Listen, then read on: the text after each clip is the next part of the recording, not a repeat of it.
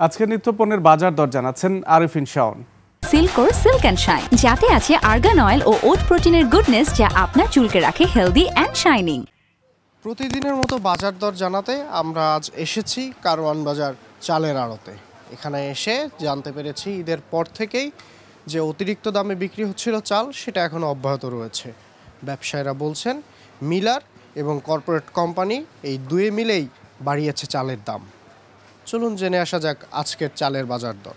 Miller এবং corporate কোম্পানিরা তারাই কিন্তু এই বাজারটা নিয়ন্ত্রণ করে। তারা সিজনের প্রথম ধান কিনে রাখে, গোডাউনজাত করে রাখে, তারাই বাজারটা নিয়ন্ত্রণ করে, তারা দাম বাড়ায়, তারা কমায়।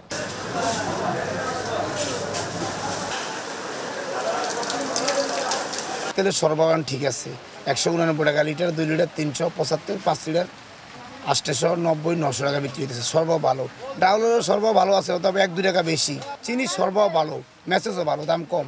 যে চিনি ছিল 130-40 টাকা, 110 টাকা। লাল চিনি ছিল 160, এখন 140। সরবরাহ ভালো, দাম বেশি, আমদানি করা পূর্ণ। যে কোনো আমদানি করা যাবে। এলাচি, যেমন আপনার কাজু বাদাম, কাঠবাদাম, কফি, পাউডার দুধ, এগুলোর দাম বেশি, প্রত্যেক দিন বাড়তেছে। টানা বৃষ্টির কারণে সবজি বাজারে সংকট রয়েছে ক্রেতাদের। সবজির দামও কিছুটা কমেছে। ব্যবসায়ীরা বলছেন সরবরাহ ঠিক রয়েছে, তবে ক্রেতা সংকটে ভুগছেন তারা। চলুন জেনে আসা যাক আজকের সবজি বাজারের অবস্থা। ভেন্ডি 30, পটল 30, পেঁপে 20 টাকা, সিজিঙ্গা 40, ধুন্দুল 40। বৃষ্টি স্নাত এই দিনে ক্রেতা সংকটে ভুগছেন সবজি বিক্রেতারা। তারা বলছেন বৃষ্টির কারণে কিছুটা দাম কমিয়ে দিতে হচ্ছে সবজি বিক্রির ক্ষেত্রে।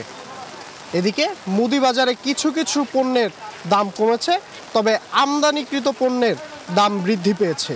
অন্যদিকে চালের বাজার আগের মতোই রয়েছে, অতিরিক্ত দামে বিক্রি হচ্ছে মিনিকেট চাল। কারওয়ান বাজার থেকে বাজার দর নিয়ে এই ছিল আমার কাছে সর্বশেষ সংবাদ।